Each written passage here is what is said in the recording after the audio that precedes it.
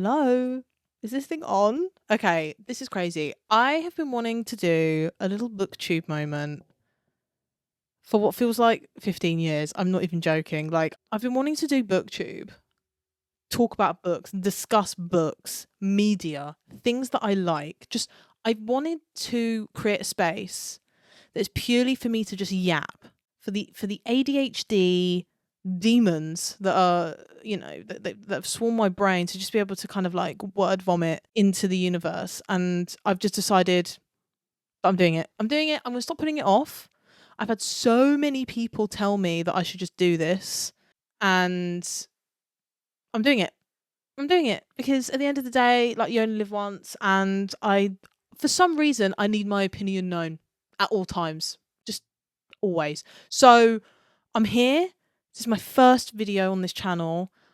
I'm not going to hold myself to any like standards here. I think the other reason why I've like not done this is because I've thought that I need to have like a proper camera, proper setup. Everything has to be very specifically aesthetically pleasing, very professional.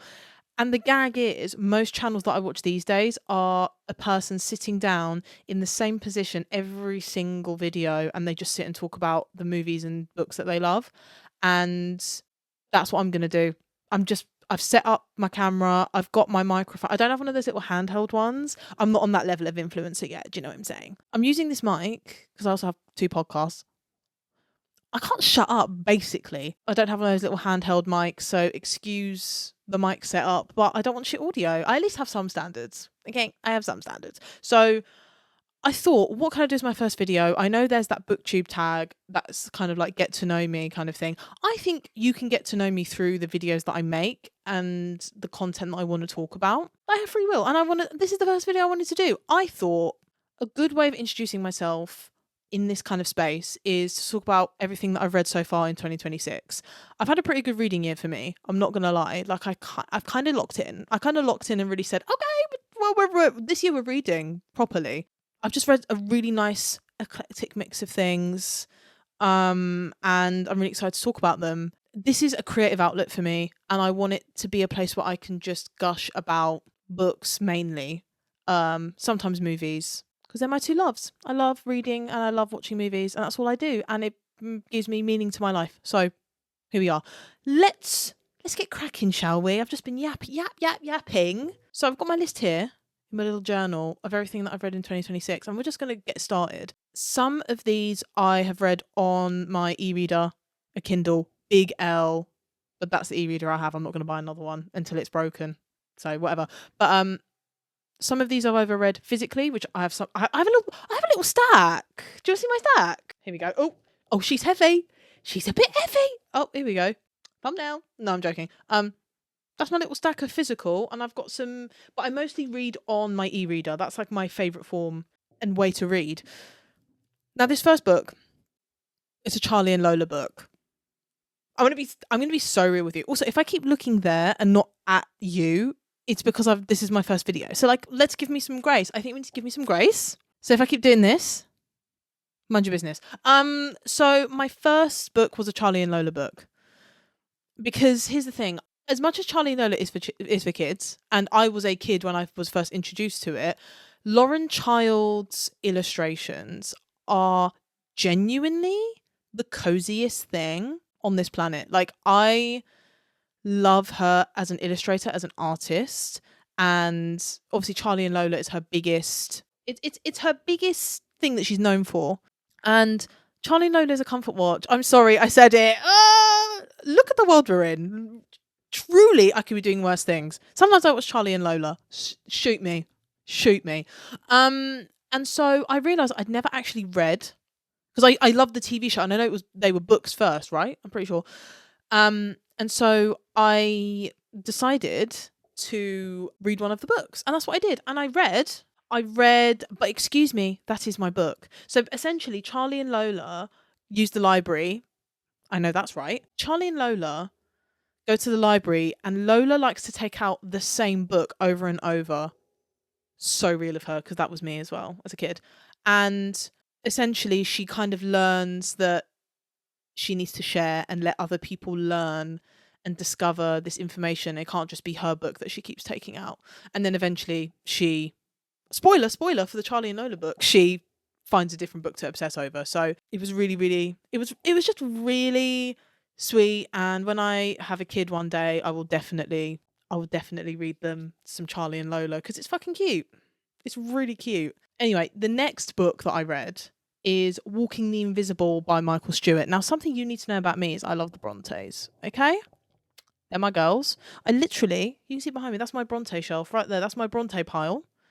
I've got the parsonage, their house. I love the Brontes down. I'm actually planning on doing a Bronte reading list video because I love them so much.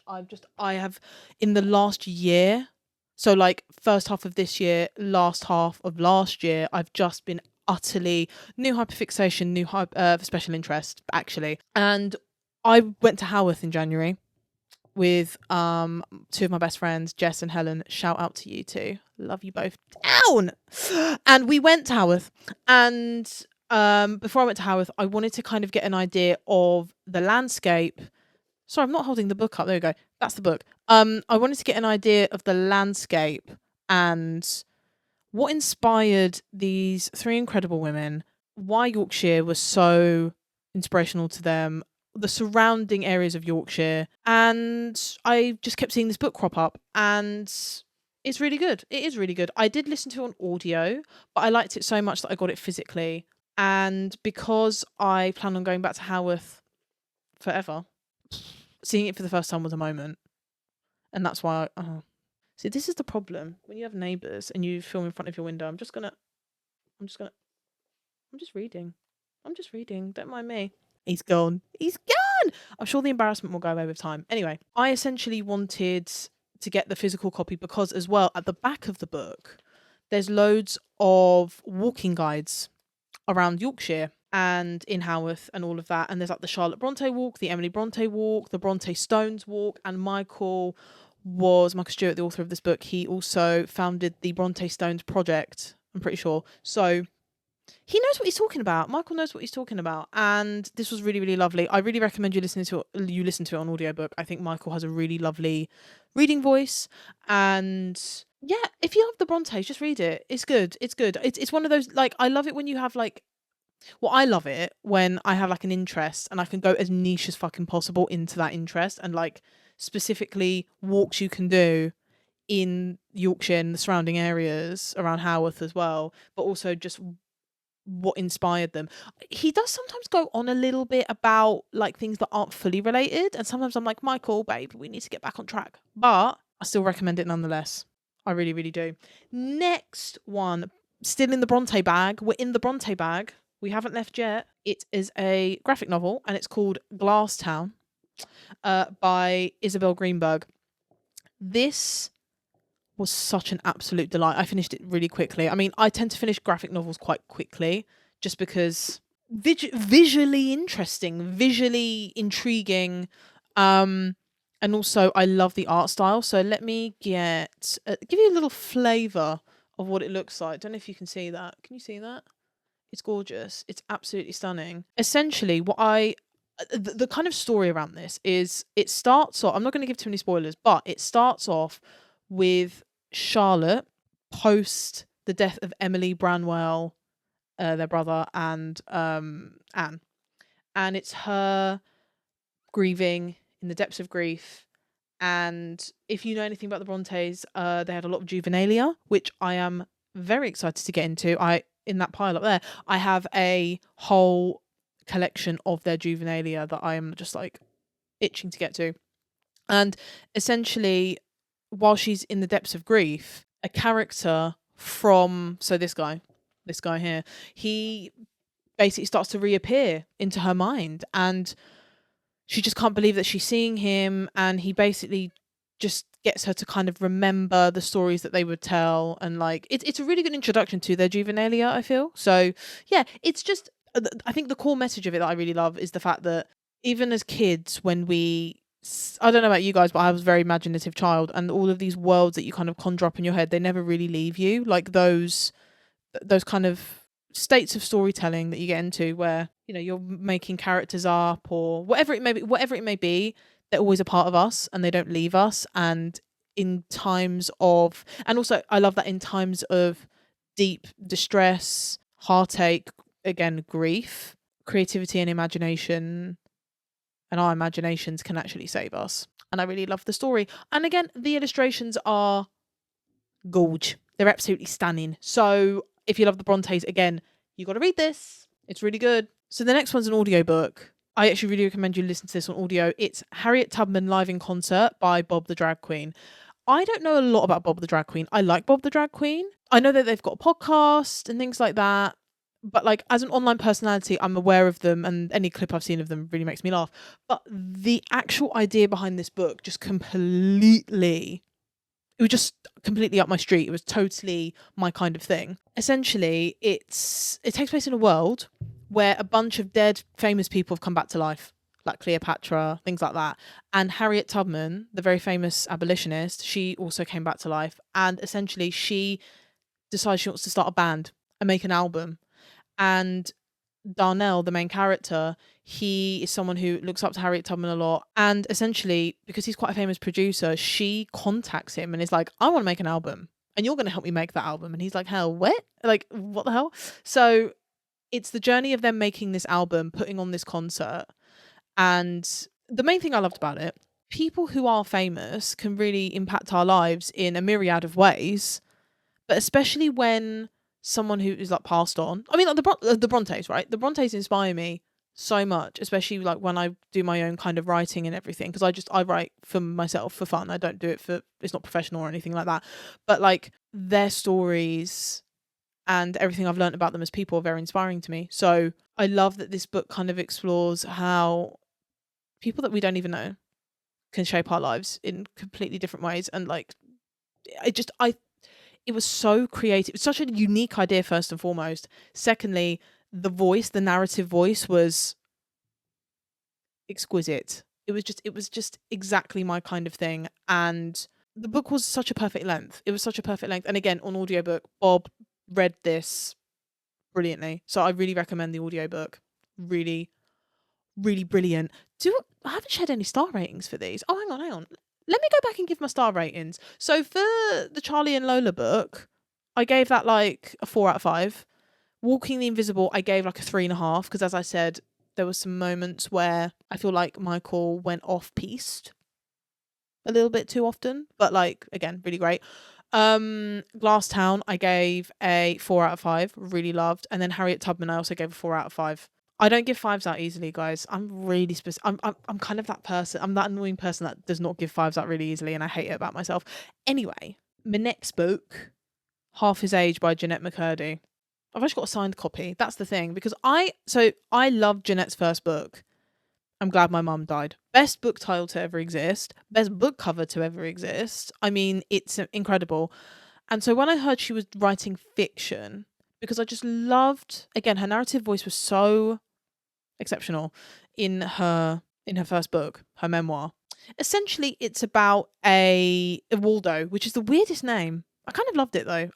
Loads of people online have said that it's like the worst name ever. It's really weird, but I really like it. So Waldo, she's a girl, and she gets to a very inappropriate relationship with her teacher.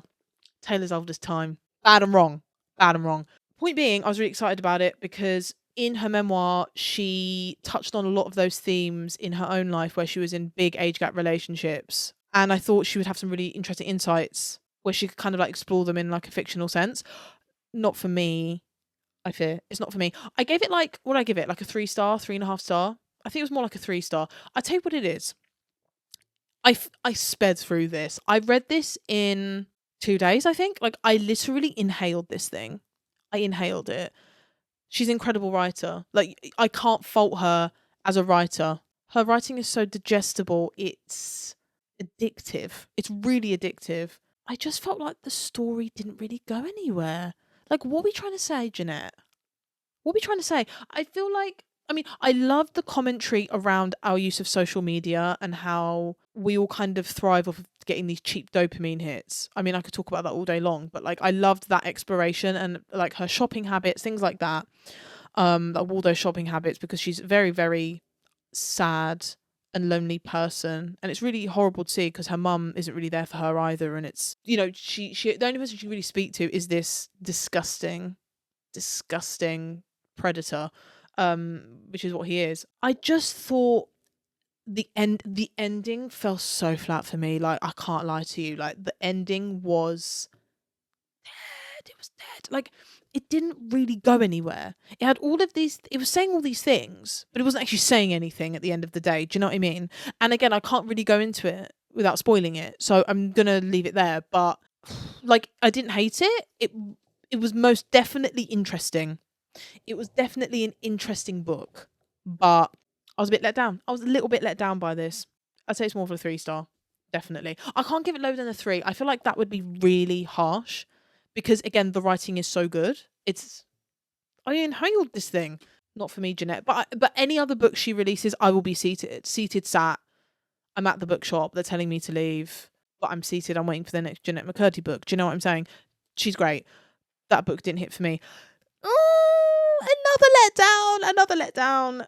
Katabasis. I want to say Katabasis. That feels better in the mouth. Katabasis by R.F. Kuang. Now, I've not read the Poppy War trilogy. I know. Calm down.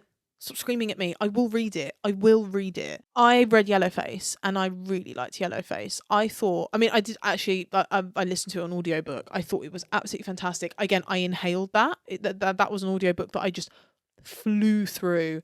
And I thought everything that R.F. Kuang was saying in terms of how the literary industry works, you know, the publishing industry, everything going on, like, you know, cultural appropriation, all of that. Everything that she was saying in Yellowface, I thought was really interesting.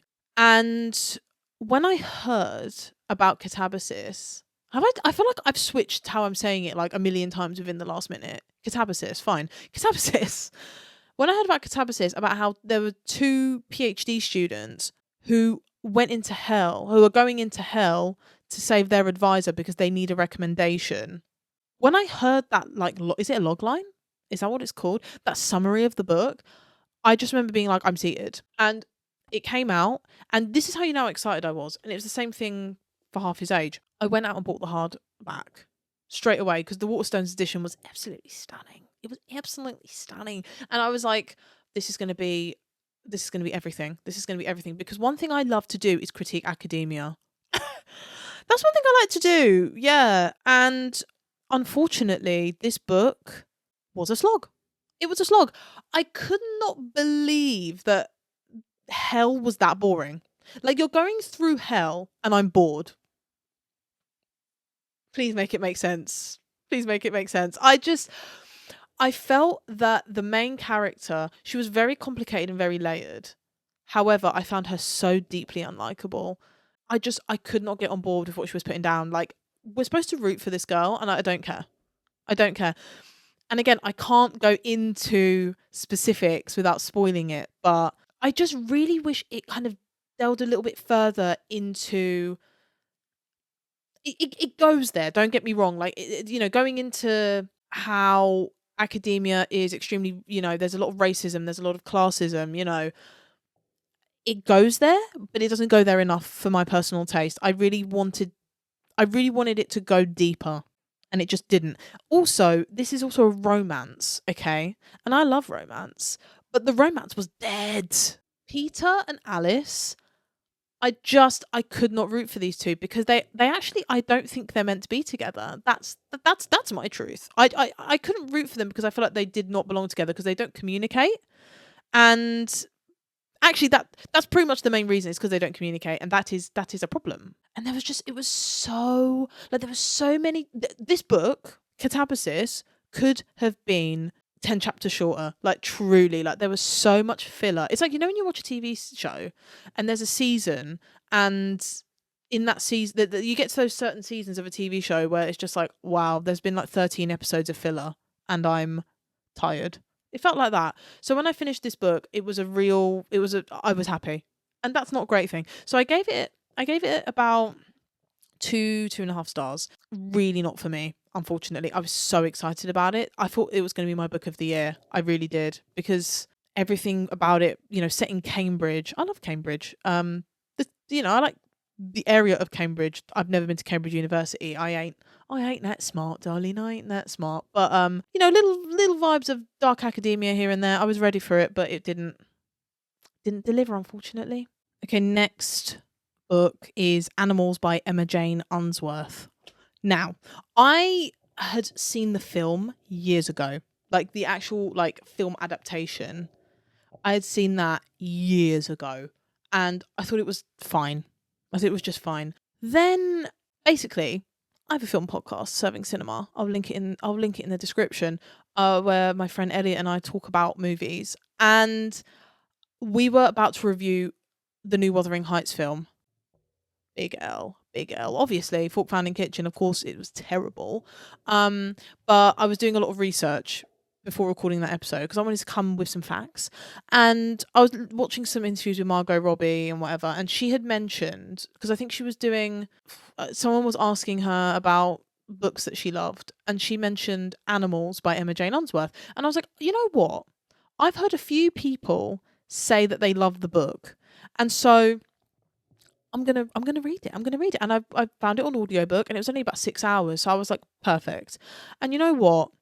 I gotta say, this is a book that I think I would buy physically. I haven't bought it yet. I think I'm waiting to find it secondhand in like an Oxfam or a charity shop. But I just love. There were so many lines when I was listening to it. It was one of those moments where I was like, I actually wish I'd been reading this physically, because the annotating I would have done. She the way she just describes the most mundane activities is absolutely glorious. The prose is just like out of this world. I think she's brilliant, and so I really want to read her latest book. It's called Slags. I want to read that. It sounds really, really good, and I started listening to it on audio, and I actually stopped myself because, again, it was already the thing of I want to underline like 10 things, so I'm gonna read it on my ebook or physically. So yeah, and I just loved the story. I found the film ending a bit meh, and I also found the book ending a bit meh because they are the same. But I just love the exploration of female friendship, addiction in certain forms where you don't even realize you're addicted to certain substances. That was really interesting because the two main characters, they're both best friends, and there's exploration of, one of the best friends having a partner and the other friend feeling a bit left behind, which I'm sure a lot of people can relate to. I know I've dealt with that in my friendships in the past. They both drink a lot, and they don't realize that it's a problem until it's a flipping problem. And so I'd say as well, like, if you've dealt with like alcoholism or anything like that, maybe tread carefully with this one, because it's not directly advertised as a book about that, but I think it also is about that. Truly, I do. But yeah, I gave that one a 4 out of 5. Really, really good. I actually would reread that in the future. I don't know. I just really loved how she spoke about female friendship. And again, just the smallest mundane things in the world. She just made them sound so extravagant and amazing just through her prose. And I just love that. Next one. Now, this is interesting. Project Hail Mary by Andy Weir. I don't like Andy Weir, okay? All the shit he's been saying recently about how he's apolitical and how there's no political meaning in his books. Yeah, I just don't have words for it, really. I don't. And I read the book before he had said those comments. And so if I'd seen those comments, I would not have read this book. Because completely, I don't prescribe to that because everything's political. So anyway, I read this for book club. So me and my two friends, James and Sophie, shout out, we started a book club, and it was my pick first. And I was a little bit gagged. I was like, oh my God, what do I pick? This is a lot of pressure. We've just started this book club, and I don't want it to start on a bit of a dead note. Do you know what I mean? So I've been wanting to read Project Hail Mary for a very long time. And I'm a sci-fi girl. I am. Love me some Doctor Who. I also have a Doctor Who podcast. I don't shut up. As I've said, I can't shut up. I've never really read sci-fi. And so I really wanted to dip my toes into that world. Everyone and their mum had said that Project Hail Mary was so, like, it was a thriller, and it was like really like a sci-fi thriller, and it was just so exciting and whatever. And look, I liked it. Okay? I liked it, but I didn't love it. I want to tread carefully again because there's a big spoiler in the book. If you've seen the film or any trailers for the film, love the film, by the way. Love the film. Way better than the book. Imagine, that never happens. That really never happens, but on this occasion, the film is better than the book, truly, in every sense. In every sense. There's this really lovely plot line in the book. Again, I don't want to say, just in case you've not seen the trailers or know anything about the book and you want to go in blind. I feel like most of you will know what I'm talking about, but that thing in the book that happens, love that. I found the main character... Is it Ryland Grace? I found him a bit of a nothing burger, I'm not going to lie. I found him really uncompelling as a main character. Essentially what the book is about. Ryland wakes up at the start of the book on a spaceship and he doesn't know why he's there. Don't want to say too much, don't want to spoil it. It's really annoying, I know, but I just hate being spoiled. Like, I hate when I watch reviews of books or films and they just spoil it straight away and it's like, oh my God. But essentially, we jump back and forth from him being on Earth and then him being on the ship. So, past, present, and I wanted more of the past. I really liked when we were in the past and I wanted more of that. But again, I think maybe that's just a personal preference thing. But also, I just found the writing really bland. I don't know. I didn't think it was very compelling. I don't know. I just found the narrative voice of Ryland Grace and like the tone of the writing just a bit bland. A little bit, well, but at book club we all basically agreed on that, and we also went to go see the film together and we all agreed that the film is better than the book. Sorry about it, not sorry about it. Next book. Now this is personal. So I read Peter Hujars' Day by Linda Rosenkrantz. Funnily enough, we watched the film last night. Little Criterion moment. What do you know about Criterion Channel? Come on. So Peter Hujar was a photographer. I didn't know anything about him. I had seen a bunch of his photography, so like A Little Life, which I have read. Maybe I'll talk about that one day. The kind of famous cover of A Little Life has one of Peter's photos on the front, and I'd just seen a lot of his photography out and about, but I hadn't realised that he had taken them. And so in January of this year, I watched Peter Hujars' Day in the cinema, and I peaked really early because it's the best film of 2026, and I won't hear anything about it. Okay, I won't hear anything about it. It is the best film of 2026. And the second I watched that film, I went on a deep dive. I went down a rabbit hole, and I'm now obsessed with Peter Hujar. And it led me to Fran Lebowitz, whose book, the Fran Lebowitz Reader, I really want to read. I want to read some Susan Sontag. I really went into that world. I've really discovered a whole, the world of kind of like 70s, 80s New York and like the art scene. So when I watched the film, which again, best film of 2026, don't get it twisted, I wanted to read the transcript that the film was based off of. And you know what? It was a really lovely experience. I think if you love the movie, it's a lovely thing to do, to just read it. You won't get any particularly new insights out of it, I don't think, but it's just I like having this. I liked seeing the scenes in the movie in their original form. It's almost like reading a screenplay in a way, because essentially it's about Peter Hujar and what he gets up to in a day, because Linda Rosenkrantz was his friend and she wanted to interview a bunch of people about what they get up to in a day. And one thing I love is learning about creative people who create art. I want to know what your process is. I want to know when you get up in the morning, what are you drinking? Are you coffee or tea person? What do you do? Do you go straight into work or do you go for a walk? Do you exercise, come back? Like I love knowing people's day-to-day routines. It is something that is endlessly fascinating to me. So that idea is really great, but it never really came to fruition. She only interviewed 2 people, one of them being Peter, and the transcript went missing, and then it was found in 2019, became a book, and then King Ira Sachs then made the movie, which I watched, which I loved. But yeah, I really, really loved this. It was really lovely. I just sat down one afternoon, had a little drink in hand, finished it in like an hour. It was so delightful. I think they're a really lovely little companion moment. Watching it, reading it, or reading it, then watching it. Doesn't matter which way around you do it, but you must consume both. God bless Peter Hujar. Next one. Gonna get a bit nerdy now.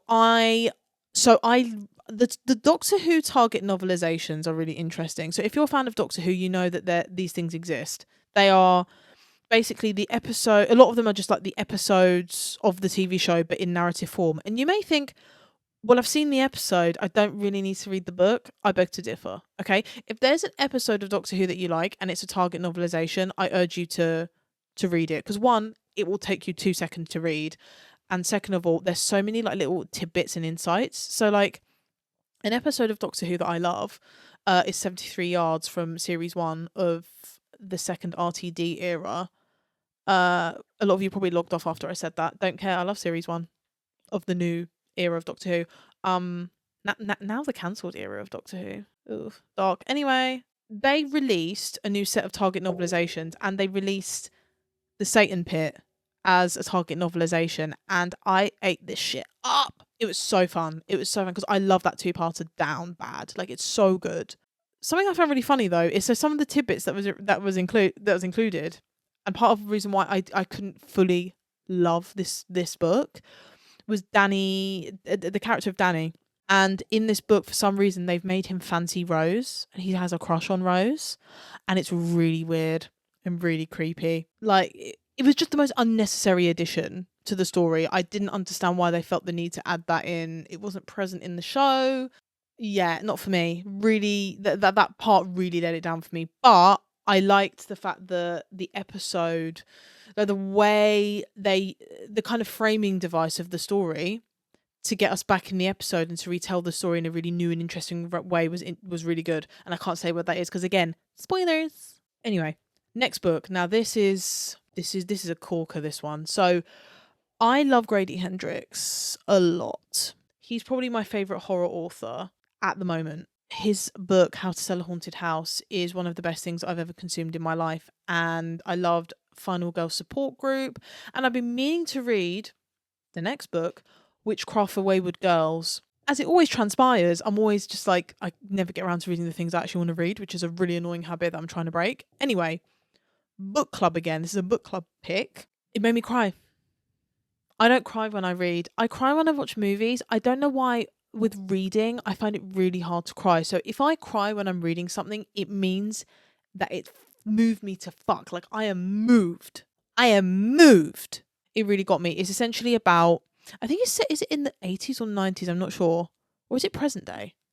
No, it's the 90s, I'm pretty sure. What it's about is a group of young girls who have been forced by their families because they've gotten pregnant by various different means. You know, there's some underage girls who are sent there as well. And obviously their families at the time were ashamed of them and all this stuff. And it's gross and disgusting. And the fact that anyone would send their kids to a kind of a place where, you know, they can just kind of get their babies born and then bring them back like nothing ever happened. It's one of those, I don't know what you would call them.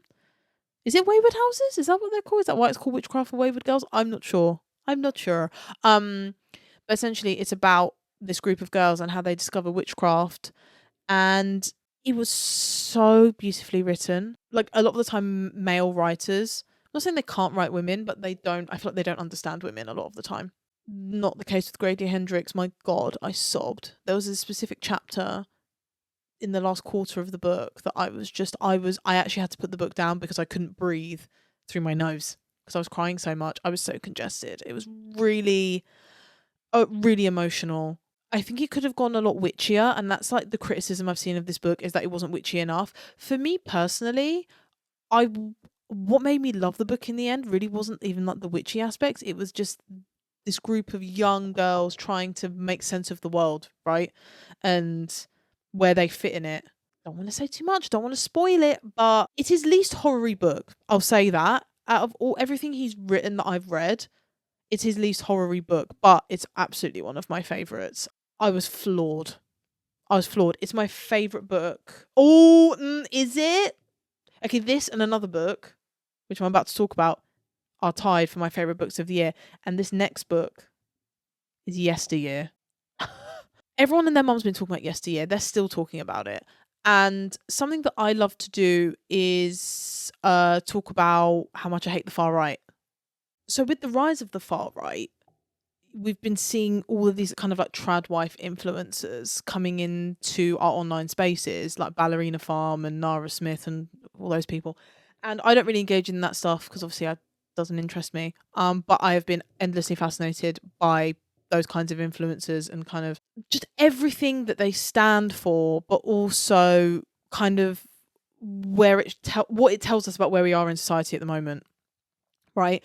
And I just find that all really fascinating. And when I heard that somebody had made written a fiction novel about a trad wife influencer. First of all, I was intrigued, but second of all, hearing that it was about a trad wife influencer who then got transported back in time to the time that she's trying to mimic and realizing, oh, it's not all it's cracked up to be, because it's all fake, isn't it? It's all fake. I just found it to be a really, really, really interesting, addictive listen, actually, because I read this on audiobook. I listened to it on audiobook.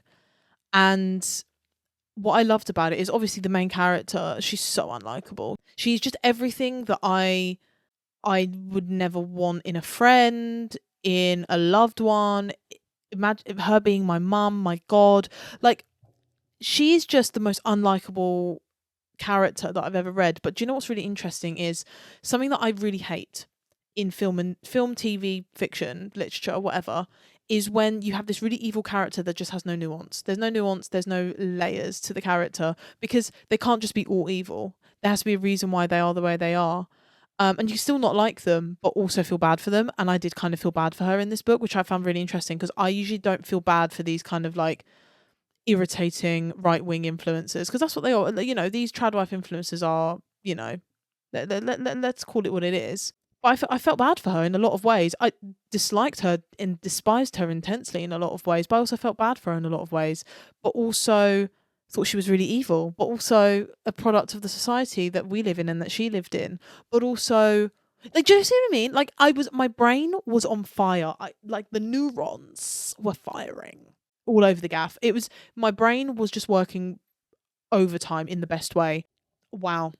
I found it really interesting. I can get why some people probably don't love this book, but I genuinely think it's maybe the best thing I read this year, alongside Witchcraft for Wayward Girls. Really, really good. And again, can't go into it without spoiling it, because a lot of these books that I've read this year have really intense plot lines, and the things that I want to talk about I can't fully go into without completely and utterly spoiling it, which is annoying. That was a 5-star read. Witchcraft for Wayward Girls was a 4.5 star. I need to remember to actually give these books ratings. Oh my God. Peter Hujars' Day was... I don't think I rated it. It didn't feel right to rate that book. Do you know what I mean? It just felt... It was more just like... I found it more like an accompaniment to the film, Peter Hujars' Day. And Project Hail Mary was a 3-star because it was mid. So yeah, Yesteryear was a 5-star read for me. I'm going to try and remember to... we don't have that many books left. There's just a few more to get through, but I'll try and remember to give the ratings. So, next one. Now, this is another author that I'm doing a deep dive on at the moment, and that is Virginia Woolf. Okay? Virginia Woolf, the Bloomsbury Group, etc. Hogarth Press. It fascinates me, and I also want to do a video on my Virginia Woolf reading list, because what a fascinating woman. I just really wanted to delve into some Virginia Woolf. So I'll talk more about that in a future video. But yeah, so I decided to start with A Room of One's Own, which is obviously... I would say this and Mrs. Dalloway are her most famous pieces of work. Room of One's Own, I thought it was good. I just found it a little bit unfocused as an essay on women in fiction. I completely understand why people love it, and obviously it was such a important piece. It's such an important essay. It's so important. It's a seminal feminist text. It's a seminal text for feminism. I know how significant it is.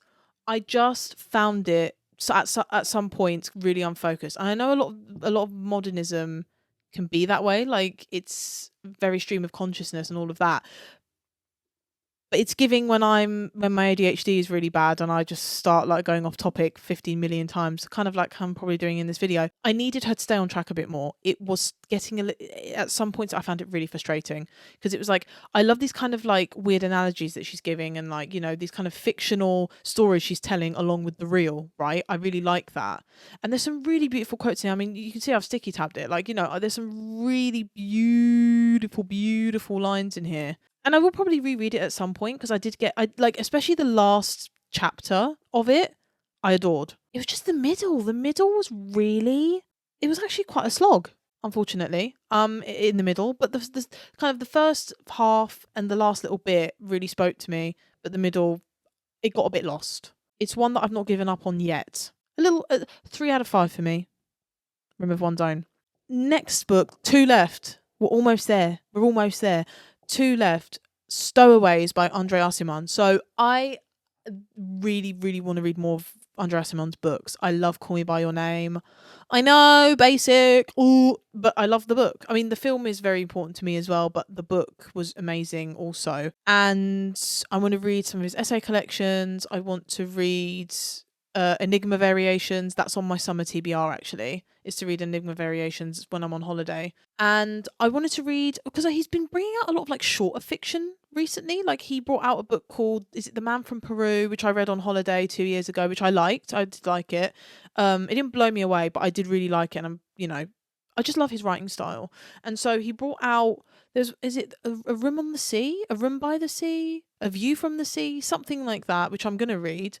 But I read Stowaways. I read it in a day. Really short, really impactful, really beautiful. I actually thought that Stowaways could be a play. I think it would be so good as a play. I'd love to see it on stage, actually. I feel that way about Peter Hujars' Day as well. I feel like it would be a really good play. It was this beautiful... Essentially, it's about these two people who knew this person, and this person's passed away, and they both have very different relationships with this person, this guy. I forget his name. It doesn't really matter. It's more... It's a study on how, as humans, how much of an impact we can make, even if we've known someone in passing. We go to the same coffee shop every morning, we see that same person, we always have a little interaction. Even with those people, we can make the biggest impact. Or people, of course, that we've known for years and years and years, and we've had a really deep connection with. It's about how humans and the interactions that we have can change us. And it was really, as I said, it was really short. You can finish it really quickly, but it has a big impact, a large impact actually. So it was a really unexpected, lovely surprise. And I'd like to get it physically actually, so I can read it, because I listen to an audiobook as well. I like an audiobook, can you tell? And then my last book that I've recently just finished is a Virginia Woolf. And I can close my journal now. Do you like my journal, by the way? She's cute, right? Anyway, Orlando. I finished Orlando. It's Pride Month. Happy Pride! I'd been wanting to read Orlando for a little while, actually. And I had this really beautiful edition. I don't have it with me anymore. I gave it to a friend. It was the film cover. And usually film covers are a bit nasty, but I like older film covers. I think they're quite chic, actually. I find them quite chic and quite nice. And so I had the Tilda Swinton, Sally Potter film cover version. It wasn't for me. I'm sorry, it really wasn't. I've been so fascinated with Virginia Woolf, and so far the two books I've read from her have been good to mediocre. And I found Orlando. This is the thing. I wanted to love it. I really wanted to love it, but and the first half of the book, I was like, oh, this is going to be a solid 4 stars. I can feel it in my bones. And then it just got unfocused again, and it went on these weird kind of just these weird diatribes. It was a really strange novel, and again, it felt really unfocused. That's the word that I am using right now to describe Virginia Woolf's writing, is quite unfocused. Here's the thing though, I have a feeling that I'm really gonna like her non-fiction writing, because A Room of One's Own I liked, and I have a common reader, which I will go into all of this in my future video, but she has an essay on the Brontes, which I really want to read, and I think that's where I will thrive when it comes to Virginia Woolf. But also, again, I just like her as a person, and I think she's really interesting. So yeah, Orlando was a very compelling character. You know, the journey that Orlando as a character goes on, I'm going to say they, because obviously Orlando, the thing that made me want to read it is the fact that the book starts off with this character Orlando, who is a man, and then becomes a woman halfway through the narrative, which is obviously incredibly ahead of its time. You know, Orlando is this non-binary time traveling character, and that's what I needed to hear. I wanted more about Orlando themselves. That's what I wanted, and it was just too focused on other things. It was unfocused in a way maybe that I didn't like, I guess, is what I'm trying to say.